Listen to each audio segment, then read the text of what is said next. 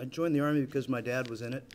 I admired him, and it seemed like the life that he led of service to his nation through 3 tours of combat in Vietnam was a pretty good thing to do. Of course, I was a kid and I didn't realize the other stuff that goes along. It all seemed cool when you're a kid. You learn about it later.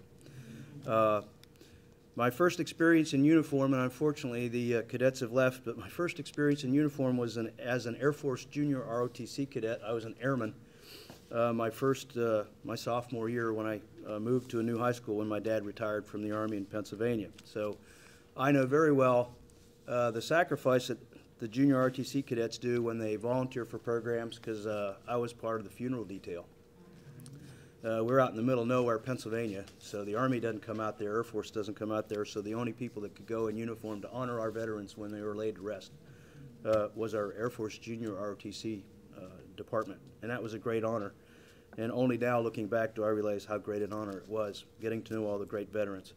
I was fortunate enough to get into the military academy, served, did my 4 years, came out in 1981. We had President Reagan, and we had a very virile enemy called the Soviet Union. After 4 years of training and brainwashing at the military academy, I was ready to go kill me some Russians. That's sometimes you think kind of weird stuff when you go through the training, but I got sent to Germany, and I fully believed we were serving God and right, and we were. And I was in a frontline unit. My battle positions were within 1 kilometer of the inter-German border. And we never really thought about it, but we all kind of knew in the back of heads that none of us was going to survive. I was a 22-year-old lieutenant. I had 18-year-old privates. And we fully expected to get obliterated within the first hour of the war when they launched their massive artillery strikes and their bombing runs on our frontline positions. But we never thought about it. It was really weird. I don't know how our veterans who actually did see the elephant in their service felt, but we never really thought about it much. My closest near-death experience, which comes very close, sir, with what you related about sleeping in sleeping bags out in the forests.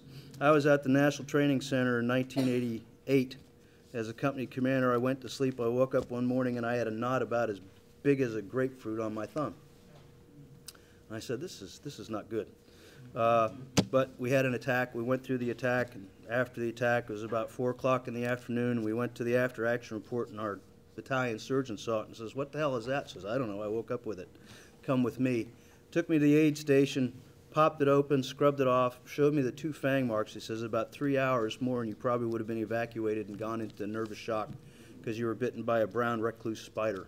So, outside of my 37 airborne jumps, which are also near-death experiences every time you come out of an airplane, that's about the closest I got to dying while I was in military service.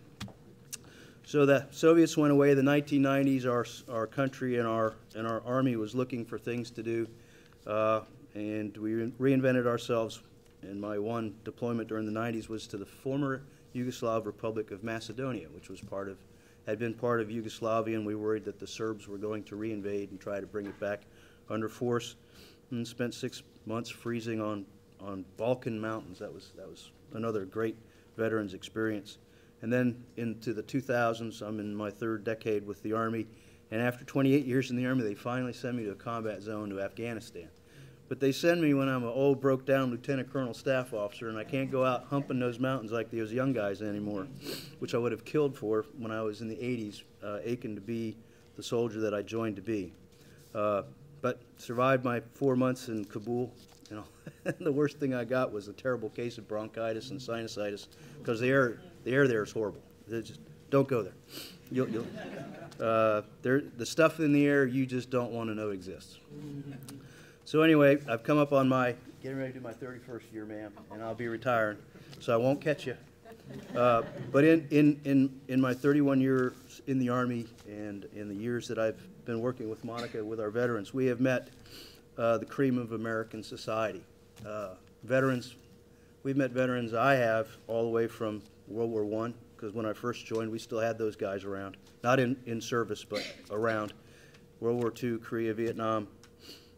My particular regiment, the 15th Infantry, actually served in China from 1912 to 1938, and I've met gentlemen that served in China in those years during my time. I am honored to be considered one of them, although a minor one compared to the great Americans we have sitting behind me. And I thank you, ma'am, and I thank you today for coming and honoring these great veterans that are here today. And please keep in mind all the other veterans that aren't here, but who may be homeless out on the street somewhere. Think of them and go take care of them for something on Veterans Day. Thank you.